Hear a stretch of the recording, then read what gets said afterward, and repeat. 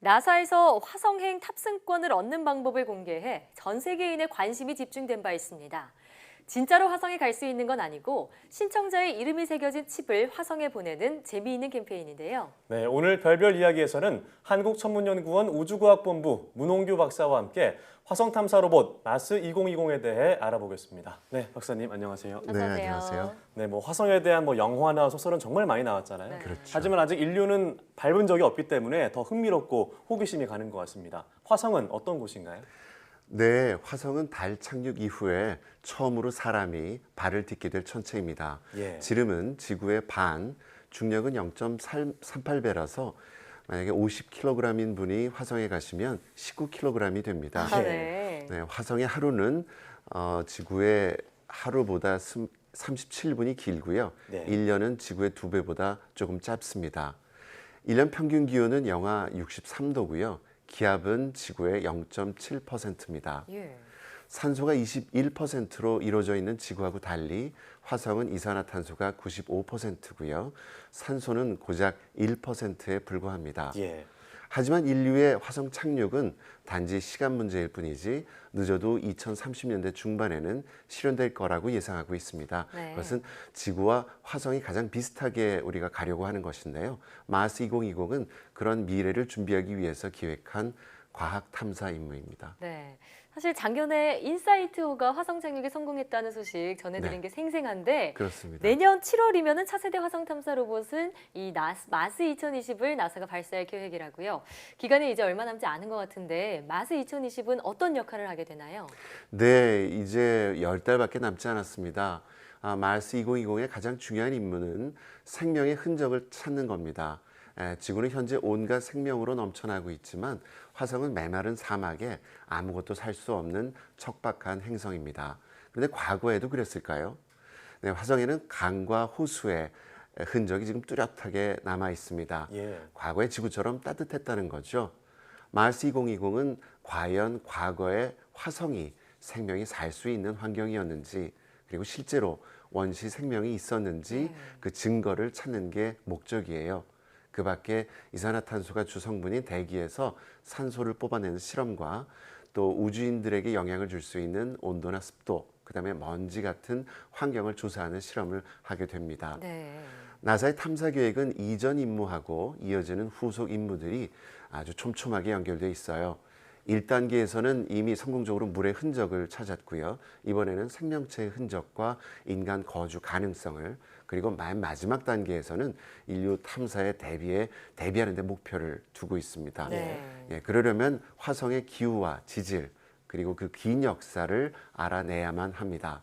나사 탐사 계획은 당연히 과학이 그 중심에 자리 잡고 있습니다. 예, 그렇습니다.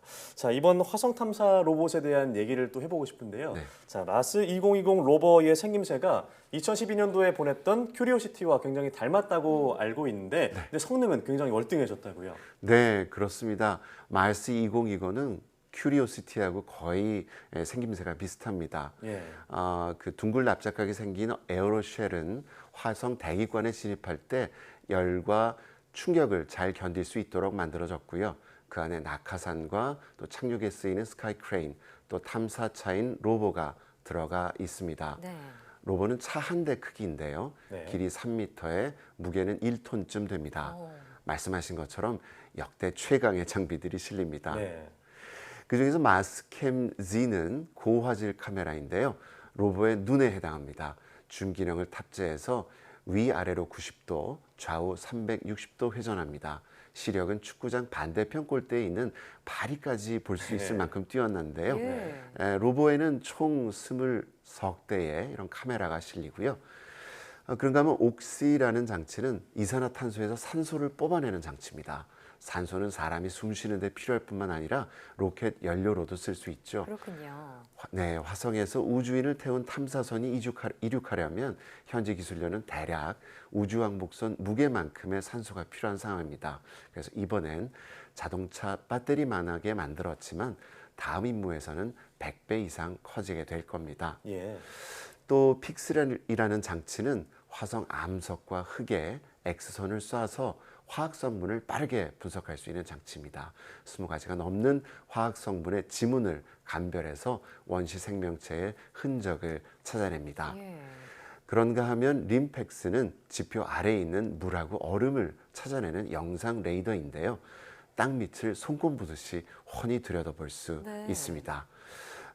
마지막으로 셜록이 있는데요. 네. 레이저 장치하고 분광기로 이루어져 있고요. 과거 생명체의 흔적을 찾는 데 쓰입니다. 로봇 팔에 부착됐고 포렌식 기술을 씁니다. 예. 왓슨은 셜록의 기능을 보조하기 위해서 만든 카메라인데요. 셜록 홈즈와 존 왓슨 이 두 콤비가 화성에서도 호흡을 맞추게 될 거로 네. 기대가 네. 되네요. 네. 자, 이렇게 최첨단 장비들로 화성을 탐사할 준비를 단단히 하고 있는데 자, 그런데 가장 큰 어려움이 무사히 착륙하는 것이라고 하더라고요. 네. 네. 이 과정이 정말 고난도 기술이 필요해서 공포의 7분이다 이렇게까지 불린다고 알고 있는데 어떤 상황을 말하는 건가요?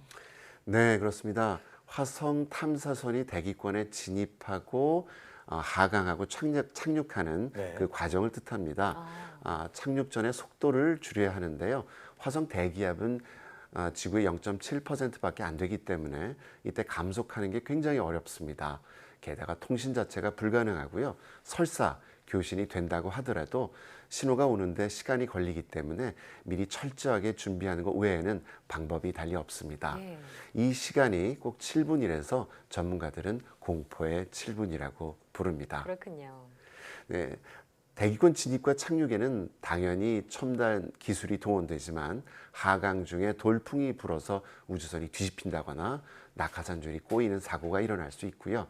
탐사선 다리가 휘어지거나 로봇팔이 선체에 끼이는 등 여러 가지 사고 위험이 도사리고 있습니다.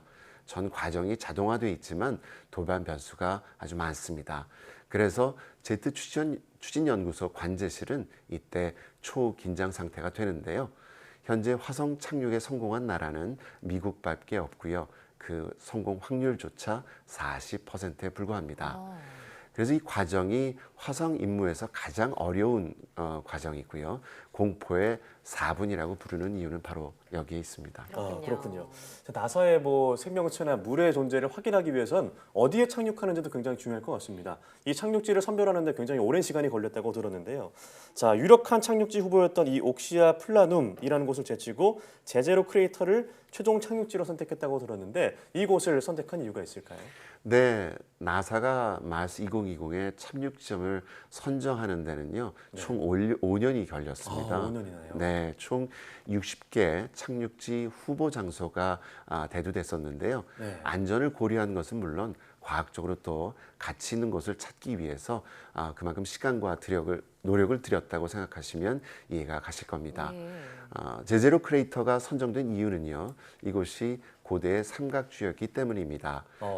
36억 년 된 이 지대는 강의 흔적과 네. 크레이터 또 언덕과 같은 다양한 지형을 들여다볼 수 있는 데다가 어쩌면 강에서 흘러내려온 퇴적층에 고대 유기물과 원시 생물이 있을지도 모르기 때문입니다. 네. 예. 더구나 이 지역은 호수와 강이 만나는 곳이었거든요.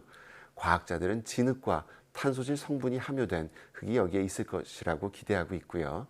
그래서 유기물이나 원시 생명의 흔적이 나올 수 있는 최적의 장소라고 판단하고 있는 겁니다. 네, 고대 삼각지였던 이 제제로 크레이터, 과거 강이나 호수가 있었을 것으로 추정이 되는 만큼 정말 생명체의 흔적을 찾을 수 있을지 기대가 되네요.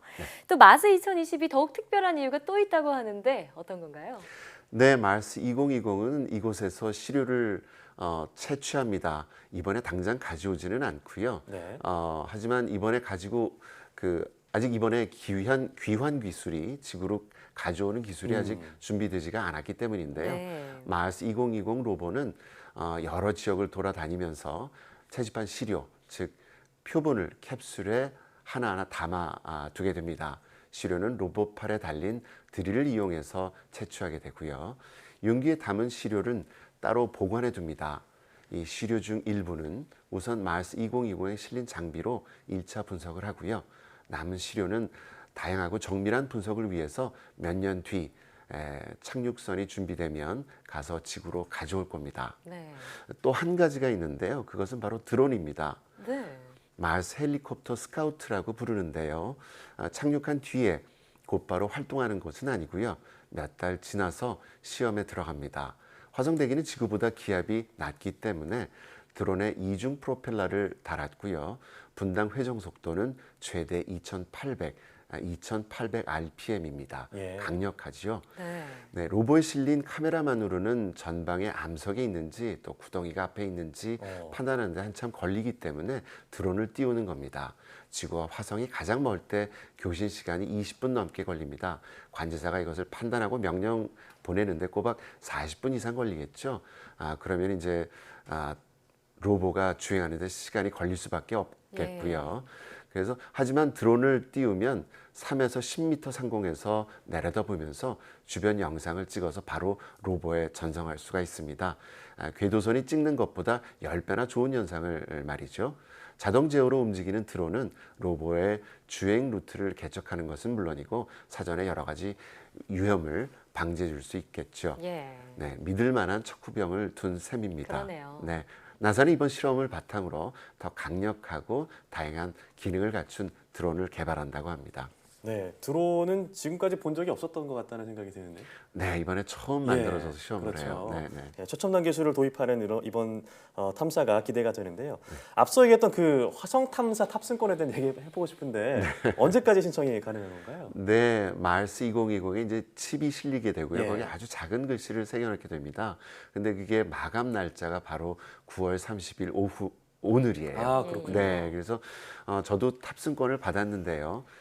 한국은 현재 탑승권 발급 순위 8위고요. 네. 인구 대비 발급 순위는 세계 2, 3위를 지금 왔다 갔다 하고 있어요. 네, 나사 홈페이지 들어가시면 등록하실 수 얼마 안 있습니다. 남았네요. 예. 네. 저도 9월까지라고 해서 부랴부랴 신청을 했는데 아, 그래요? 탑승권을 받으니까 좀 괜히 설레더라고요. 그러시구나. 네. 뭐 시청자 여러분도 역사적인 탐험 여정에 동참해 보시면 어떨까 싶습니다. 오늘 말씀 잘 들었습니다. 예, 네, 감사합니다.